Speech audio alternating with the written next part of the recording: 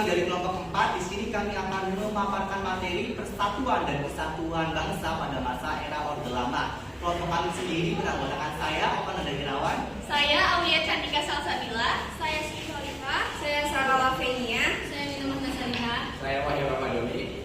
Nah, mari kita langsung saja ke penjelasan materinya. Orde Lama merupakan masa pemerintahan yang pernah ada di Indonesia. Orde Lama atau masa pemerintahan demokrasi terpimpin itu berlangsung sejak tahun 1959 sampai dengan 1965. Pada masa Orde Lama terdapat sejumlah penyimpangan, baik itu terhadap Pancasila maupun Undang-Undang Dasar 1945. Setiap hal yang memiliki kaitan dengan kata penyimpangan artinya ada yang tidak jalan atau tidak berjalan seperti seharusnya. Demokrasi terpimpin sendiri adalah sebuah sistem demokrasi yang seluruh keputusan dan pemikiran berpusat pada pemimpin negara. Dekret Presiden tanggal 5 Juli 1959 menjadi awal masa ini.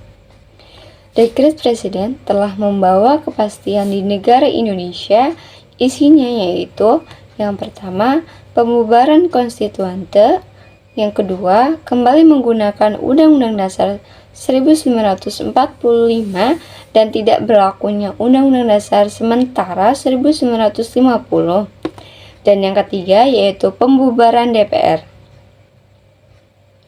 Pada masa ini, Presiden sebagai kepala negara dan kepala pemerintahan, karena menurut undang-undang yang berlaku pada masa ini adalah Undang-Undang Dasar 1945. Menurut Undang-Undang Dasar 1945, bentuk negara kesatuan atau NKRI, sistem pemerintahan presidensil, konstitusinya menggunakan Undang-Undang Dasar 1945, kedudukan presiden sebagai kepala negara sekaligus kepala pemerintahan. Jadi, pada masa periode ini sudah tidak ada lagi yang namanya Perdana Menteri. Berarti, menteri-menteri pada masa ini diangkat dan diberhentikan oleh presiden. Menteri-menteri adalah pembantu presiden, seperti yang diatur dalam pasal 17 Undang-Undang Dasar 1945. Kabinet yang dibentuk pada tanggal 9 Juli 1959 dinamakan Kabinet Kerja. Siapa yang membentuk kabinet? Tentu adalah presiden sebagai kepala pemerintahan, bukan sebagai kepala negara. Presiden Soekarno mencetuskan konsep demokrasi terpimpin. Pada mulanya, ide demokrasi terpimpin adalah demokrasi yang dipimpin oleh hikmat kebijaksanaan dalam permusyawaratan perwakilan, bunyi sila keempat.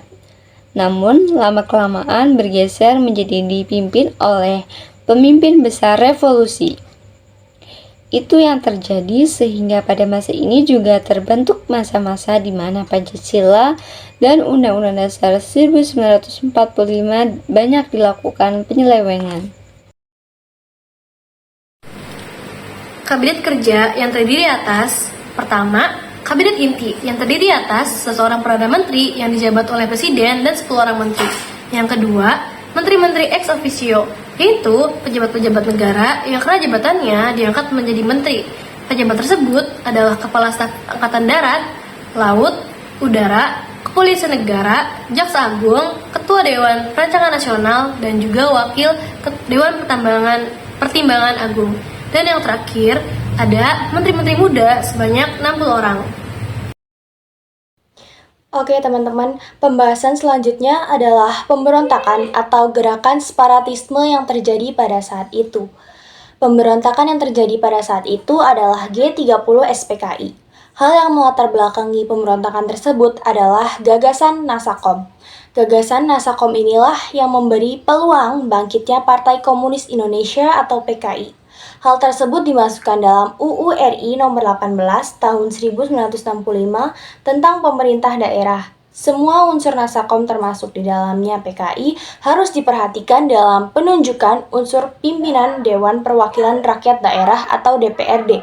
Jadi, bila di suatu daerah hanya ada seorang tokoh PKI, ia harus diikutsertakan sebagai pimpinan DPRD apabila ia menjadi anggota DPRD di satu daerah. Hal inilah yang membuat PKI mendapatkan posisi yang strategis bahkan dominan. Karena merasa mempunyai posisi yang kuat, maka PKI melakukan pemberontakan pada tanggal 30 September tahun 1965 yang menewaskan 7 orang perwira TNI Angkatan Darat. Kemudian terjadinya peristiwa pemberontakan ini membuat kepemimpinan Soekarno mulai goyah. G30 SPKI ini merupakan awal dari runtuhnya masa Orde Lama yang dipimpin oleh Presiden Soekarno. Setelah kekuasaan Soekarno benar-benar terkikis dan kepemimpinan negara mulai diambil alih oleh Bapak Soeharto pada saat itu, segala hal yang berbau komunis menjadi terlarang. Penerapan Nasakom berakhir, begitu juga dengan sistem demokrasi terpimpin pun ikut berakhir. Selanjutnya kita akan membahas tentang penyimpangan, yakni penyimpangan yang terjadi pada Indonesia pada masa era Orde Lama, yakni pada tahun 1959 sampai 1966. Yang pertama yaitu penyimpangan pembubaran DPR oleh Presiden. Presiden membubarkan DPR yang dibentuk di era berlakunya Undang-Undang Dasar Sementara atau UUDS. Setelahnya Dewan Perwakilan Rakyat Gotong Royong atau DPR-GR yang anggotanya dipilih untuk membantu presiden yang melaksanakan demokrasi terpimpin. Selanjutnya yaitu penetapan Insinyur Soekarno sebagai presiden seumur hidup oleh MPRS. MPRS menetapkan Soekarno sebagai presiden seumur hidup. Hal ini berdasarkan ketetapan MPRS nomor 111 atau MPRS tahun 1963.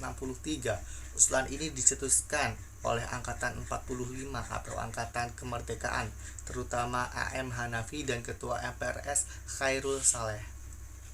Yang ketiga, membentuk MPR sementara yang anggotanya diangkat dan diberhentikan oleh Presiden. 4. Membentuk Front Nasional melalui penetapan Presiden nomor 13 tahun 1959 yang anggotanya berasal dari berbagai organisasi kemasyarakatan dan organisasi sosial politik yang ada di Indonesia. Yang terakhir, penyimpangan pada masa pemerintahan Orde Lama terjadi ketika ideologi Pancasila diganti menjadi ideologi Nasakom. Nah, Nasakom itu nasionalisme, agama, dan komunisme.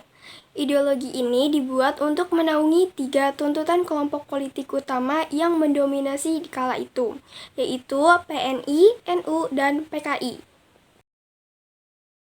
Sekian materi yang dapat kami sampaikan, semoga bisa diterima dan dipahami